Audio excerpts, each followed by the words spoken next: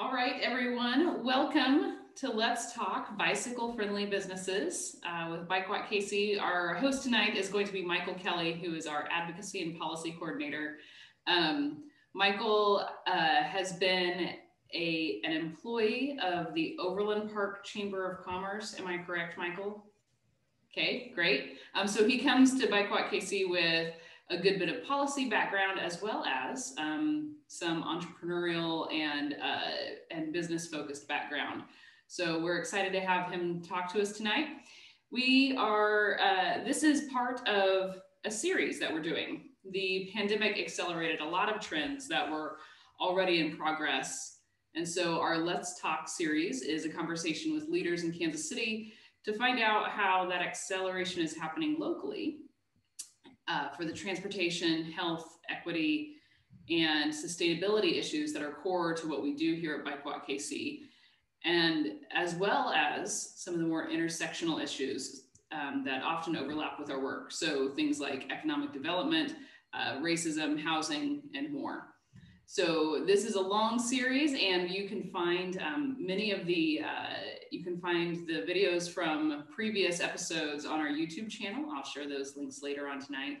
I'm going to turn it over to Michael Kelley and allow him to kick us off.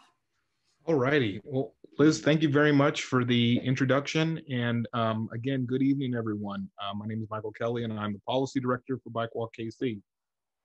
So tonight, we are going to be talking about cycling and sense and making the case for bike-friendly businesses. So let's get this presentation on the road.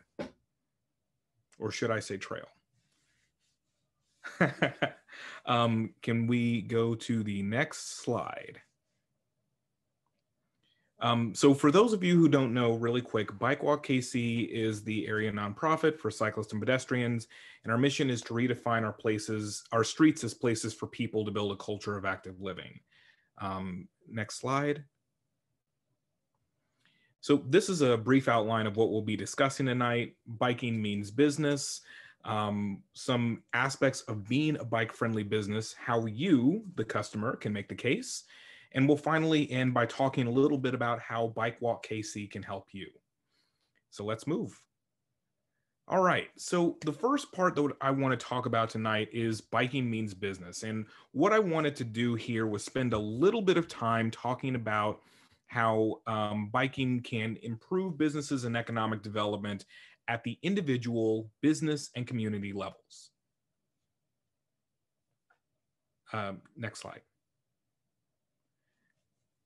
So let's begin with how supporting biking and walking can benefit employees. Supporting greater active transportation can produce a number of important benefits. Being more productive. Employees who walk or bike make fewer errors and are better at multitasking. They benefit from improved concentration, memory, and mental stamina. They also learn faster with enhanced creativity. Healthier. Employees who exercise by walking or biking to work tend to have fewer sick days, increased punctuality, and fewer commute-related delays. They're also happier. Research shows that physical activity improves mental health, mental performance, and mood. In a 2014 UK study, researchers found that people who had some sort of active commute, whether it be biking, walking, or even taking the bus, had a better sense of well-being than those who relied solely upon driving. And finally, perhaps most importantly, it saves more money. Transportation is the second largest household expense, and according to AAA, a person can expect to spend over $9,000 annually just to own and maintain a car. Enabling greater multimodal transportation choice can ease those costs significantly.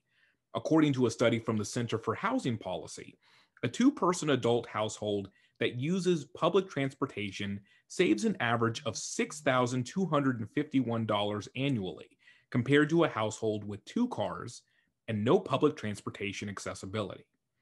Next slide. Let's also consider how a supporting active transportation can benefit individual businesses as well. First, it can help to attract and retain talent. Investing in biking and walking, even as an individual company, can be a compelling way to attract and retain good employees. That's because young people are driving less and increasingly prioritize walking and biking when making decisions about where to work and live. This trend was also amplified by the pandemic, when many commuters had to work from home. Given recent headlines of high turnover and vacant jobs, this could be a strong way for businesses to stand out. Improved retail sales. So, despite some arguments to the contrary, investing in bike paths and trails can actually be helpful for things such as retail sales for businesses. One example of this comes from New York City. There, the local Department of Transportation found when compared to similar corridor streets that received a protected bike lane or protected corridor, streets that received a protected bike lane saw a greater increase in retail sales. This included a 47% increase in retail sales along their Ninth Avenue, relative to streets where the change in streetscape didn't occur. And increased private investment. The investment that communities make in supporting active transportation can stimulate far greater private investment, especially in retail districts and downtowns where pedestrians and cyclists feel unwelcome. In Washington, D.C., for example, design improvements along a 3/4 mile corridor in Barracks Row, including new patterned sidewalks and traffic signals, helped attract 40 new businesses and nearly 200 new jobs, along with increases in sales and foot traffic. Next slide. We also need to ask the question, what does supporting better biking and walking mean for a community's economic development endeavors? With cost-effective projects, Bike Walk KC advocates for something known as complete streets, which argues that streets should be built for all modes of transportation, not just driving. Besides being safer for everyone, they are a better investment as well. As the National Complete Streets Coalition notes, creating complete streets also reduces infrastructure cost by requiring far less pavement per user. This saves money at the onset of the project and reduces maintenance cost over the long term. Compared to increasing road capacity for vehicles alone, investing in pedestrian and bicycle facilities costs far less. Over the width of one traffic lane, walking and cycling can move 5 to 10 times more people than driving. Safer streets. So according to a report from Smart Growth America, each collision that a safer street helps to avert represents potential costs from emergency room visits, hospital charges, rehabilitation, and doctor visits, as well as the cost of property damage.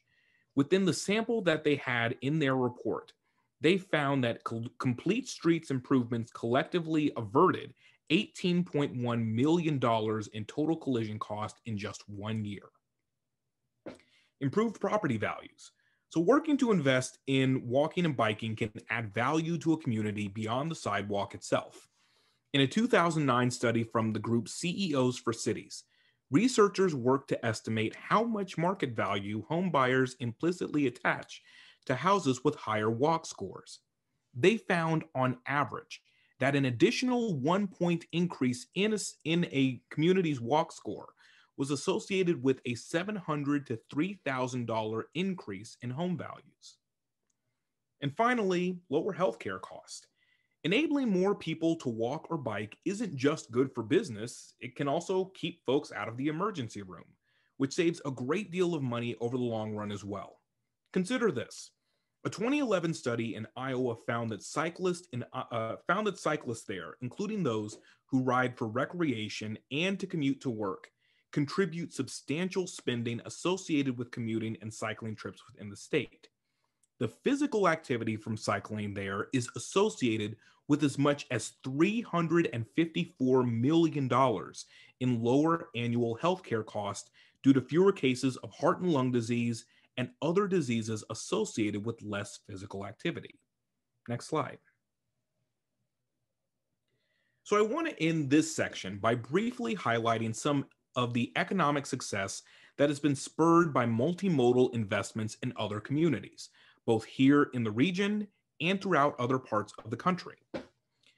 Lee Summit. Lee Summit reconstructed several streets within its downtown district, improving sidewalks and adding lighting and street trees to calm traffic and encourage more pedestrian activity.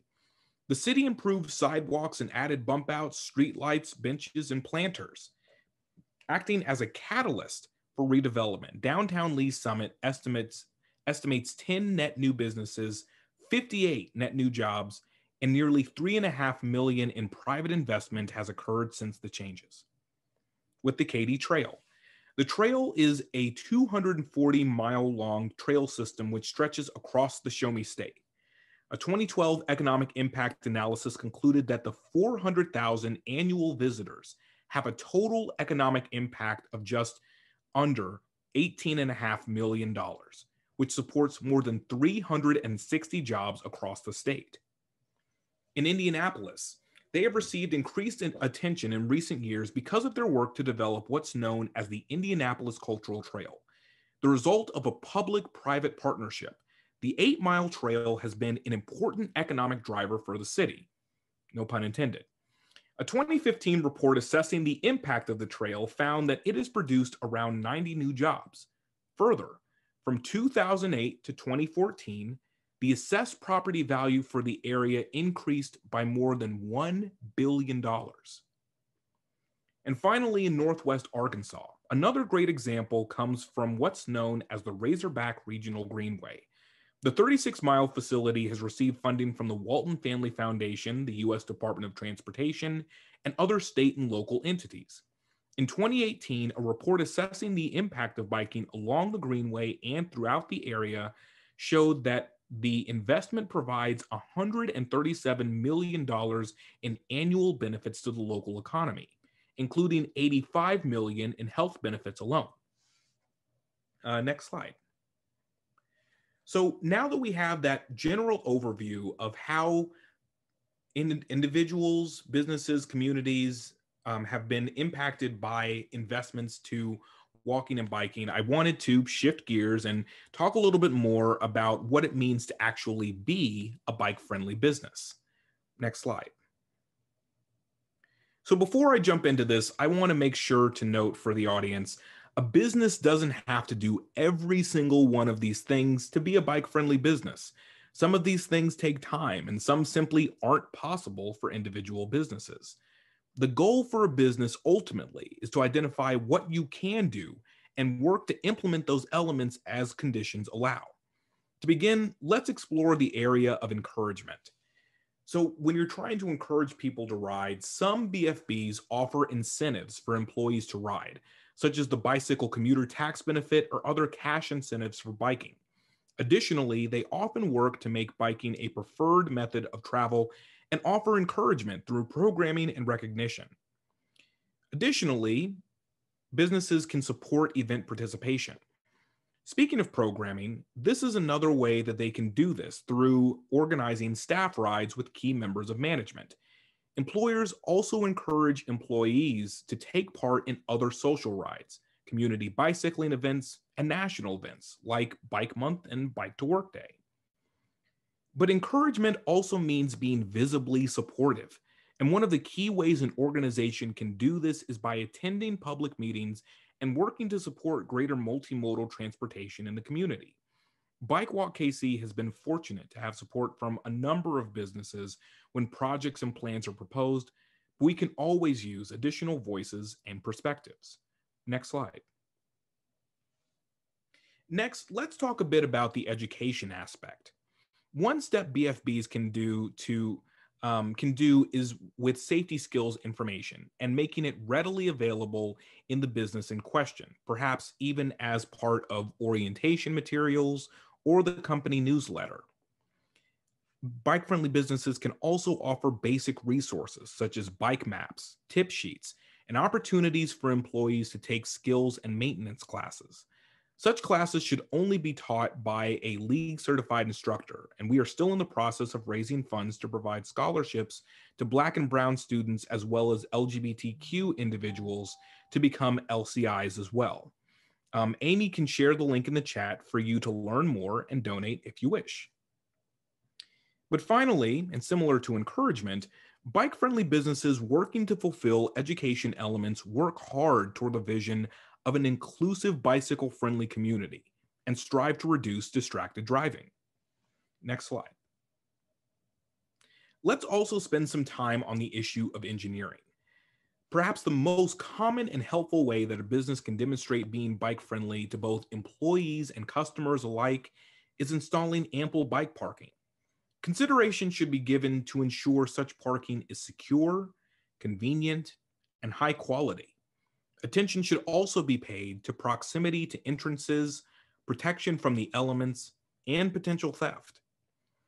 Another step, though less common, is dedicating some space for a repair setup for bikes, including tools, supplies, and a work stand for employees to make adjustments, fill up their tires, or something else entirely.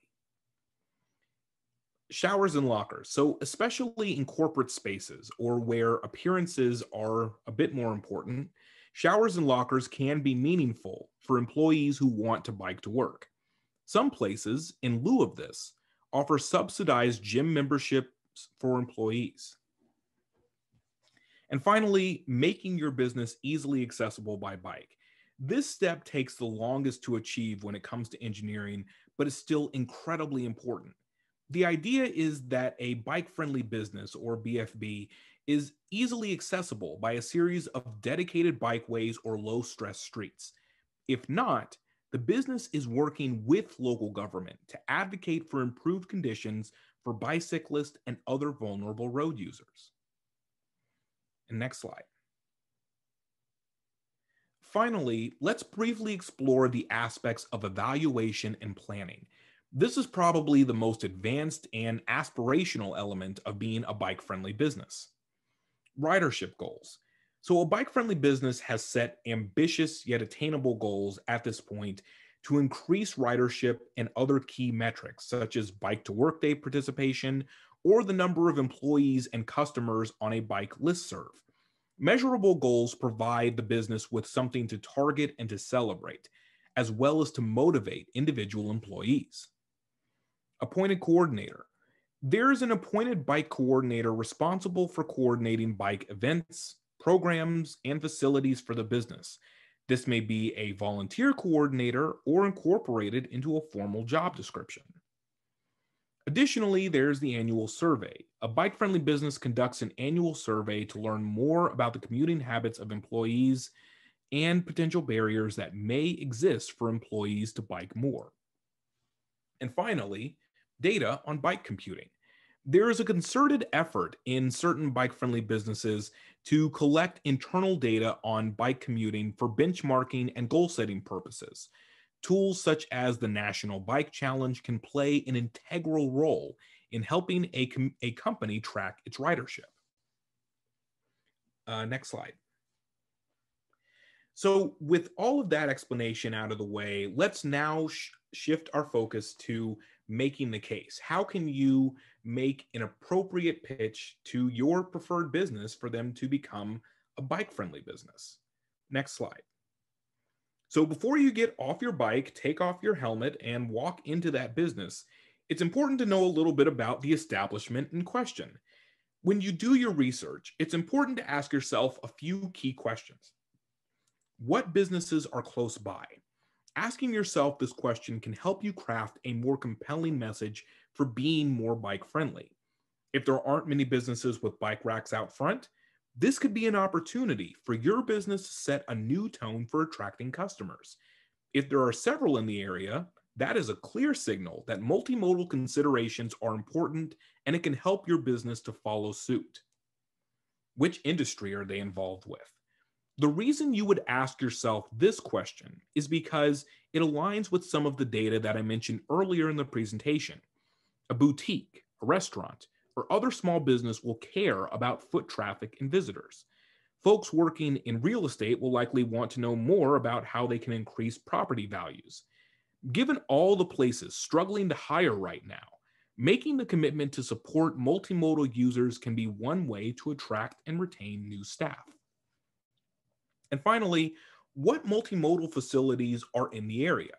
This is helpful because it takes the business aspect and connects it with the wider goals and vision for the community. If there are sidewalks, you can mention the foot traffic. You can talk about attracting additional transit users who may use a bike for part of their journey. even if there isn't a bike path directly in front of the place that you're targeting. A prominent facility in the area could be another link with the pitch you ultimately make. So think about, for example, something like what has currently been done on the Gillum cycle track here in Kansas City. Let's say that you also want to target a business that's on Main Street. Even though the cycle track is not directly in front of that business on Main Street, they are certainly hearing about all the foot traffic and bike business that they're getting that the other businesses on Gillum are already getting. And they likely want to be able to attract some of that themselves. So tying in that kind of broader community element not only gets them to think more beyond just what's coming into their business, but also what are the additional steps they can take to bring those people who are walking by into their establishment. Next slide. So approaching a business. So for those of you who have taken part in our Advocacy 101 class, much of the information on this slide is going to feel very familiar, and it should. Convincing a business to become more bike friendly is very much like convincing a community to become more bike friendly. Let's explore this further. Be respectful. While it is important to make your case to the business in question, you also have to remember that being derisive or insulting will not get you very far, just like it will get you thrown out of most bars. Business owners and leadership are always looking for ways to improve their offerings, and you want to present this proposal as something which aligns with that goal. Be informed.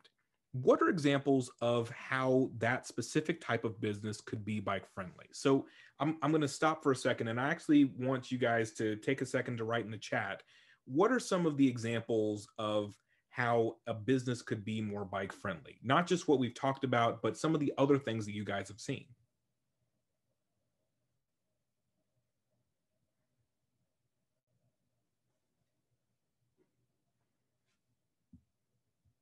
I'll give everyone just a minute to put something in the chat.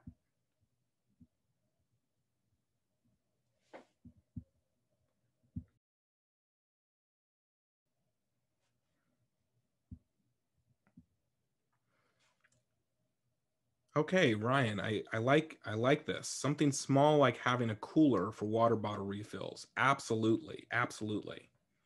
Or beer. Yes, it's summertime and adults need beverages. Anyone else? Anyone else? A couple diners have added a bike rack in their back patios. Bike racks, absolutely, absolutely. So these are all things that you would want to think, and yes, absolutely. So having an idea of what elements of being a bike-friendly business would be easiest for your target to implement can also make the ask easier when you make it. So is it a printing shop? If so, they may have an easier time printing off things like bike maps or other resources than a cement plant or something like that. So let's see. Some places may only want a bike rack. Some may be capable of offering education opportunities or other materials. At the very least, they can be more informed and supportive of efforts to improve multimodal transportation in the area. And you can make that push easier with your presence on a bike.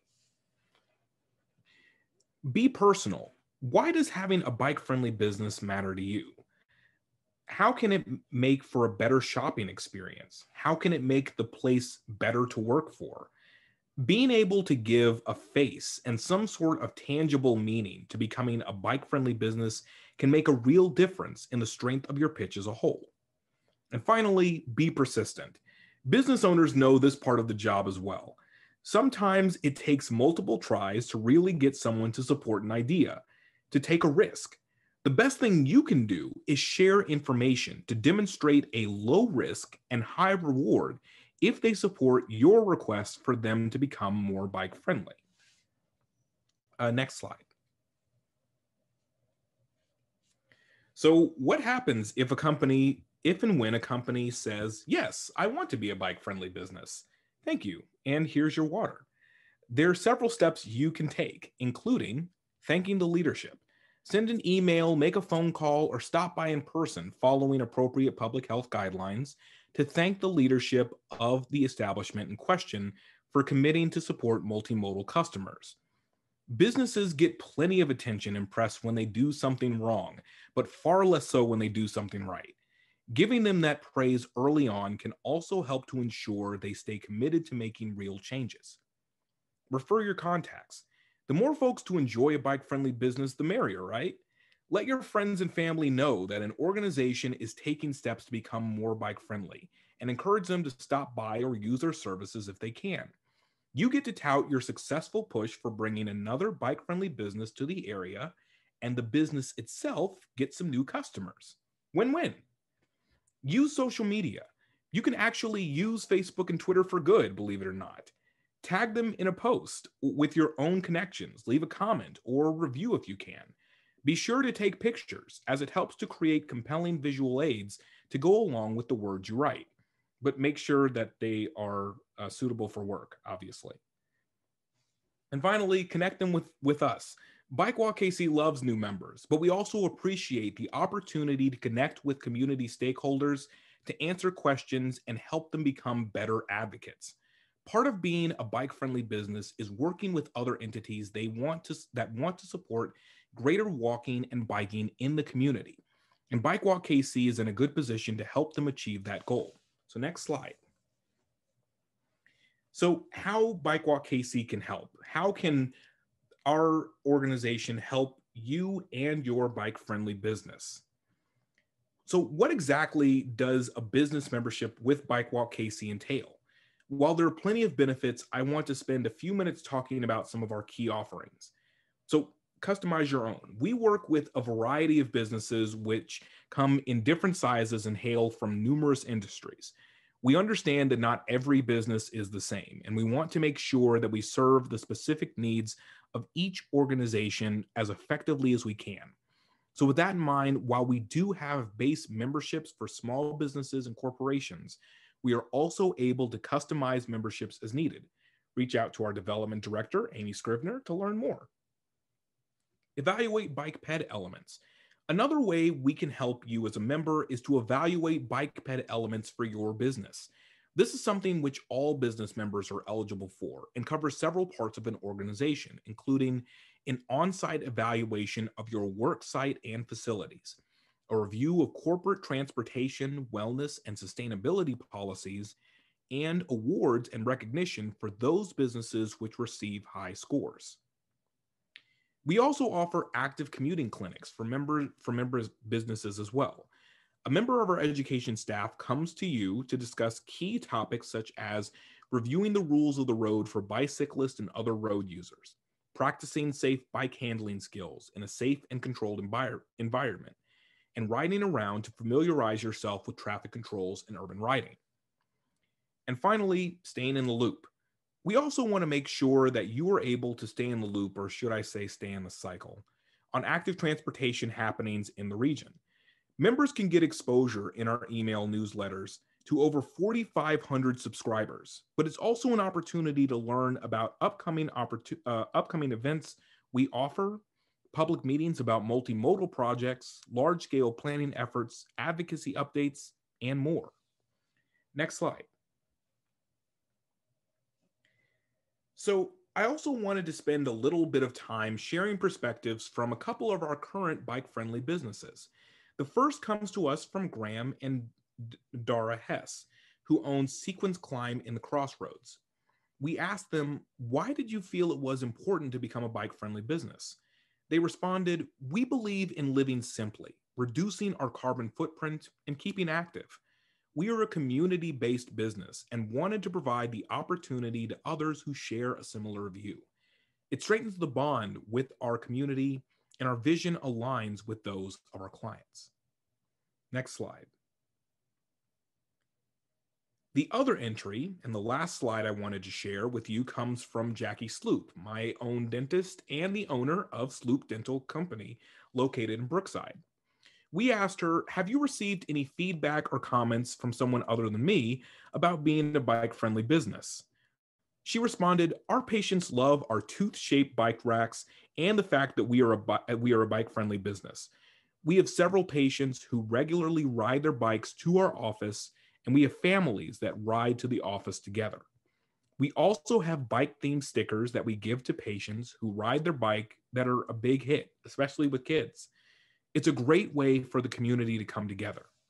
So in conclusion, when we think about all of this, the idea isn't just that you're building a more bike-friendly business, it's also that you're building a more bike-friendly community. So with that, let's go to the next slide and let's answer some questions.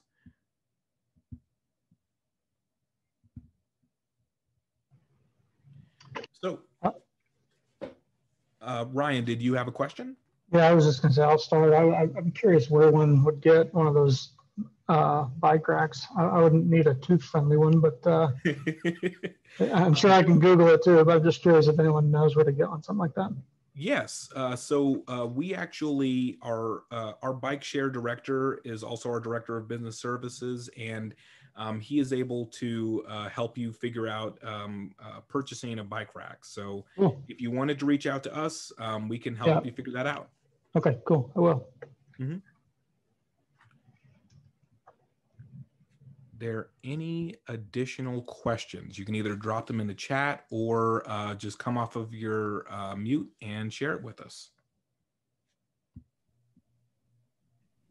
I'm going to make a comment just because I've been doing a lot of Instagram posting about bike-friendly businesses lately. And bike racks are definitely the #1 request we have from people who are shopping, especially. Anybody who is visiting a retail or a bar or a restaurant, they just want a place to lock their bikes that's safe, not behind a dumpster preferably, and that actually fits adult bikes.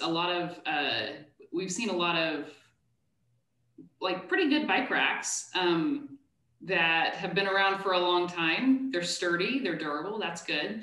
But they also appear to have come from an elementary school, and adults can't fit their bike wheels in it. And so they end up parking kind of sideways on them. And then you can only fit 2 bikes on that rack. So definitely bike racks are the #1 request that we've seen from just our very informal social media polls. Absolutely. Clayton, did you have a question or comment? Well, for one, I would back up what Liz is saying. Being a commuter myself, that has consistently been my #1 barrier to commuting. Is there's a lot of places I won't even go because once I get there, you know, I'm stuck. So yes, there is that. And on a related, what strategies have you found? I mean, you gave some general concepts on the idea of approaching a business that either is a little bit either dismissive or unaware of opportunities. What are some specific things that you've seen as either mistakes in making those approaches, or, you know, I tried this for a year and then I figured this out and things go a lot smoother? Because in Wichita, I kind of deal a lot with a lack of imagination. You know, this is the way we've always done things. Why would we do it different? Right. Well, I'm sure you know Kim Neufeld. So we've had some conversations about that too. I think part of what helps sometimes is to also bring in the voices of other businesses in a community. So I can give you a local example here in the region. North Kansas City has our Armour Road Complete Streets project. It is a very nice project that has actually gotten some awards because of how great and transformative it has been for the community. But there are obviously some businesses that have been skeptical, to put it politely, especially when the project first came out. What I think has been helpful sometimes, especially in terms of at least getting people to kind of dull their swords a little bit, has been, bringing in the voices of other folks. One entity that's been a huge advocate for the project since it came in is this nonprofit called The Rabbit Hole. The Rabbit Hole is a business that is basically meant to be a exploratorium, is how they describe themselves, for children to come and learn about reading and fairy tales and all the things that you want children to be able to experience. And having that project is something that they see as a way to attract more children, more families to come to their businesses. And being able to have that individual perspective really helps to kind of put in the minds of other folks, okay, maybe I don't necessarily care about the children and families coming here, but I can see how that can impact another business's bottom line. And sometimes it's not always about an individual customer saying, I want you to do this. It is another business saying, hey, if you want to keep your competitive edge, this is a way that you can do it. Does that help?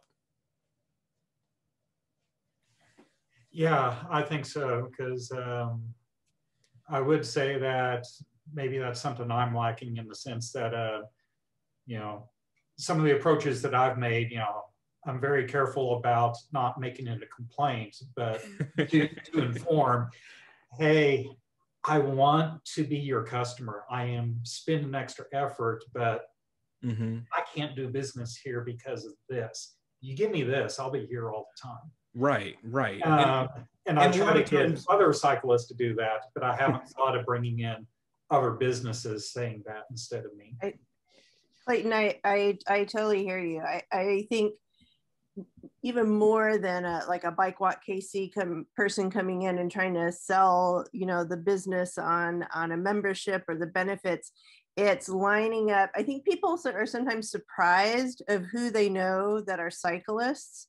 And if they realize that that doctor and that attorney and, the government official and their neighbor, like they would, if you could almost coordinate like guerrilla, like a guerrilla, bombardment of, man, a regular customer goes in and reveals that they're a cyclist and say, I've got a group of 20 that we ride on a weekly basis, and I love you, man, and I would bring them here in a heartbeat. And some of these guys are loaded and ladies are loaded, and just make it make them realize what they're missing out on. And if you could plant people in there on a regular basis, because pretty soon, as they hear it more and more from these people that they're surprised to learn are cyclists, that can actually be pretty persuasive. Yes, absolutely. That's actually... It takes some coordination. It just takes some coordination. Yeah, so that's actually something that's been happening in North Kansas City as a result of this project, is that one of our partners up there, a woman named Kathy West, has actually been organizing a number of rides in the area that go along the Armor project. And so she has begun to be approached by businesses that say, hey, I want that business. I want you guys to stop by my place. And she's able to take that and go to the skeptical ones and say, look, I don't need to worry about you. I've already got other folks who want to get involved in this. And so that's another thing that you can say is that you're not necessarily trying to sell them. You're trying to get them to try to sell themselves on the idea. Right. Feeling of missing out. That is exactly what I'm getting at. So. Mm-hmm. I have an interesting, maybe dumb question, but what's the, what are the objections that you guys hear most from businesses that are maybe hesitant to become more bike friendly? Is it that they think bikes and cyclists are annoying, that it's just a pain to have to accommodate, that they don't want people that are sweaty and gross in their place? Or is that all the above? Or what stands out as the biggest objection? So Ryan, that is not a stupid question at all. It's something that, why wouldn't you want to be more bike friendly, right? Right. I'm obviously biased. So and Liz and Amy, you two can both jump in if you feel differently than me. I think the thing that I've heard the most in terms of why businesses are opposed sometimes is because they feel like cyclists don't spend money. So a lot of times when there's like a proposed project that could potentially remove parking, the businesses will be some of the first organizations up in arms, because they're like, this is going to take away cars. People aren't going to park here, so they're not going to shop here. And so this is despite the fact that evidence has actually shown that people who walk and bike tend to spend more time at retail locations and spend more money over time as well. So people have that disconnect and they don't see it. And so they rely a lot why on they think people don't, wonder why they think cyclists don't spend money. Is it because they feel like they I mean, just thinking off the cuff here, but like the reasons why a cyclist would maybe spend less money is at a retail location is because they don't have a place to put stuff that they buy. Right. I think that might be part of it. I think maybe there's also that idea that, you know, someone who's driving is, I guess, maybe going to more specific places, and you don't necessarily think that someone who lingers somewhere is going to spend money, but it's actually like the inverse has been shown to be true, that the longer someone stays there, the more likely they are to spend money. So Amy, I think you were going to add on something as well. Yeah, kind of piggybacking on that, and I have no scientific evidence for this whatsoever, but just more of a observation and personal experiences that cyclists and pedestrians they might not spend a lot of money on one trip, but they are consistent in terms of visiting on a regular basis. So those purchases tend to add up. So I think there is a false equation between, well, you're here all the time, but you only spend like $20 a pop versus, and losing the fact that the person who maybe dropped $100 there only comes twice a year. So do the math, and you know, if that's my regular joint on a Sunday ride or after a Sunday ride, or as I'm doing, you know, errands and whatnot, I think consistency and frequency is sometimes forgotten. I think too, there's some attitudes that accommodations sounds like it's going to be a bigger pain in the butt than it really is, right? So it's just that fear, the unknown, like, oh God, how much is that going to cost? What is that? What do I have to give up? What do I have? It's just that human nature of change can be, you know, out of my comfort zone. And when you say something like, hey, it's providing a rack out front, it's little things can make a big difference in accommodating cyclists and pedestrians, I think. I mean, it can be disarming. And think of the businesses that put out a water bowl for the dogs that walk. I mean, I bet there were some businesses initially who were like, well, that's just the stupidest idea ever. But now it's like the cool thing to do, to have a water bowl out there for the pedestrians who are walking their dogs. Put a water bowl out there for the cyclists and watch us flock. Interesting. Yeah. From my side, I can't say definitively because the business owners and leaders that I've talked to have been a little bit hesitant to tell me exactly why they don't do something. I think they're afraid of coming off as confrontational in telling me while I'm there. But it seems like the three major drivers is for businesses that are already successful is a sense of complacency. I'm already doing fine. Why would I bring this in? And then for the ones that are less successful, the ones that are barely hanging on, it's I don't want to spend a dime. I'm afraid of spending any money that may not bring a return, even if it's cheap money. And the third one that I think I run into is across the board on businesses. I'll editorialize a little bit. A bike-friendly business in Wichita is so rare that cyclists have so few choices that a lot of times the bike commuters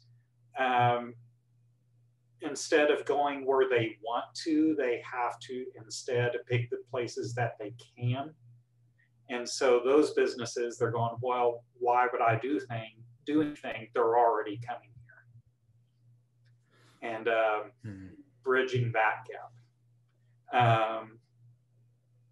You know, I've tried to talk to a couple of them. Yes, they are coming here, but if your customers have other more secure and more available bike parking options, you may lose out to your competition.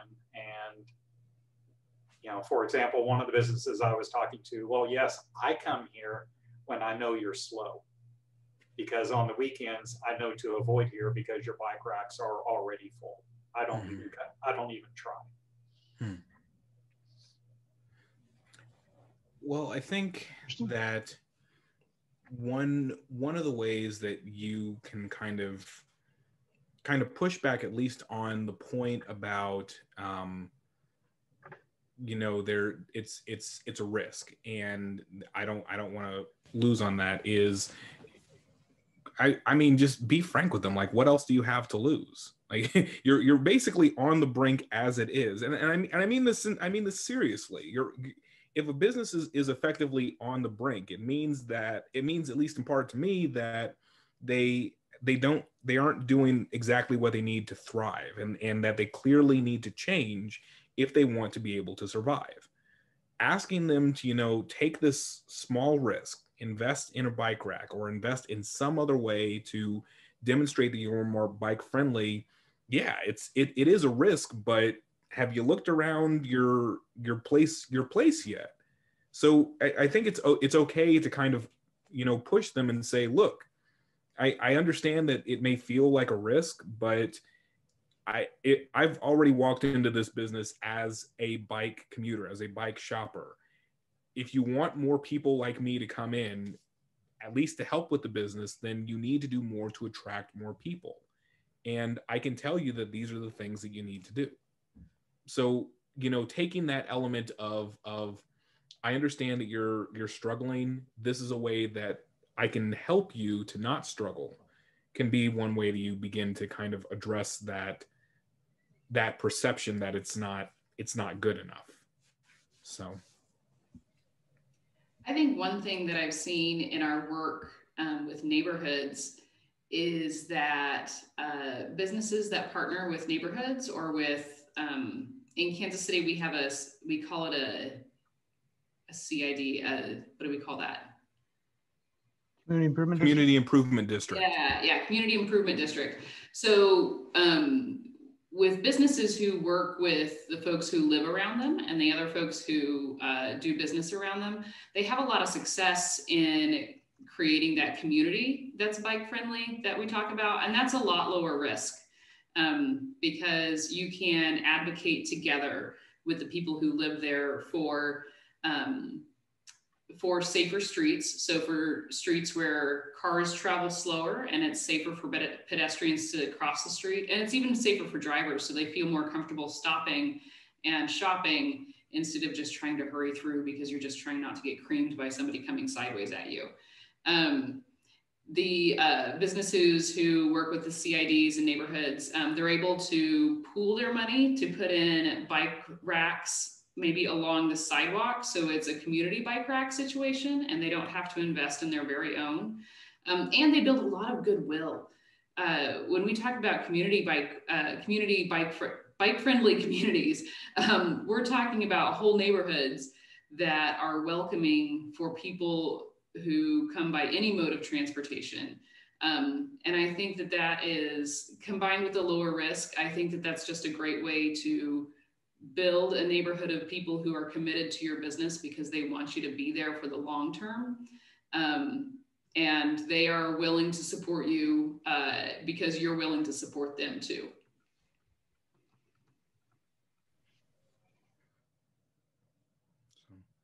Yeah. So are there any other last minute questions or comments? I will just share one of the silliest reasons. My husband and I ride a tandem, and clip clopping, our shoes, clip clopping on the floor of a place. And they were just like, whoops, they felt like, our shoes were going to ruin the floor. And I'm thinking it's no different than someone with like 3-inch high heels walking across the floor. But that was, granted, it's not the prettiest sound, but I promise I'm not hurting your floor. So that was a funny, where you're just like, wow, you're just looking for anything to to make the cyclist look bad. But I thought that was one of the more humorous ones that I've experienced. That's interesting. Well, so how can we help? How can we help you guys spread this word? I mean, is it just a matter of grassroots and Yeah, so I will offer kind of in closing here that, obviously becoming members, signing up for our mailing list is one way to just stay informed on everything that's going on. Encouraging folks to learn more about becoming bike-friendly businesses can be another way to help. Liz is going to make this presentation available and share the link with everyone. And we highly encourage everyone here to share it with those skeptical businesses, share it with your friends who bike. And really, it is very much a matter of just spreading the word. A lot of times people like you, Ryan, ask, what more can I do? And a lot of times it's just asking more questions and learning more so that you can take that information and share it with a broader set of folks in the hopes of getting someone to come back and say, yes, I want to do this. I'm committed to becoming a bike-friendly business. I want a more bike-friendly community. Just like you, Ryan, what can I do to help? And I will say too that we are, and Liz, of course, during this presentation, our business membership link is broken on the website. So we'll fix that. And one of the things that we want to do is Bike Walk Casey is to take a look at the membership benefit and value. And honestly, I don't think business members are looking for too many perks other than get to use us to help promote what they're doing as being bicycle friendly businesses. So we're looking at ways to give more limelight to those businesses. So that's something that we're working on. We have an extensive social media following. We have 5,000 folks who subscribe to our new e-newsletter. Like just getting, I think some of those businesses who are willing to make some of these accommodations and adjustments and being more bike friendly deserve a lot more credit and limelight. Yeah. So I think the more that we can do that, it will build momentum, and all the businesses will want to join the Cool Kid Club. So we're going to try to make them look and feel as cool as possible to the community. So do you have a list? Do you have a list of those businesses somewhere? Is it like a public list or?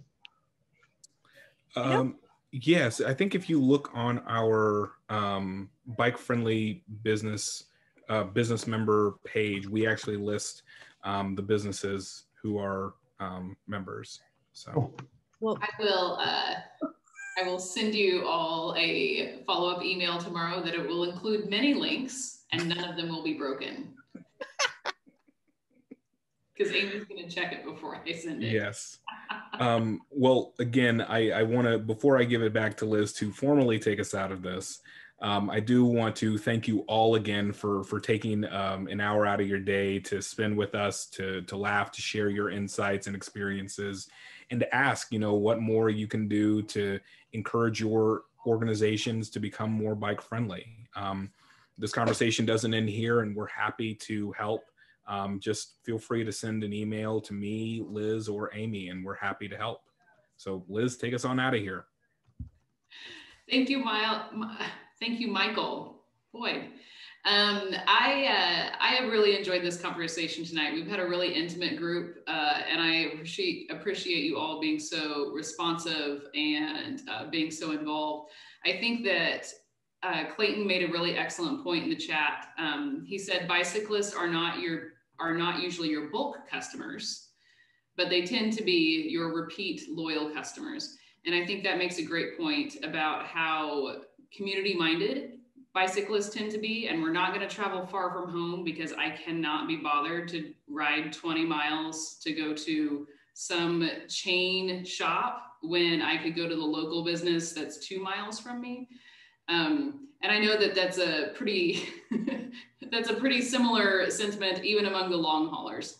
So I think that that's a great feeling to share with our business owner friends, and I think that will take us a long way.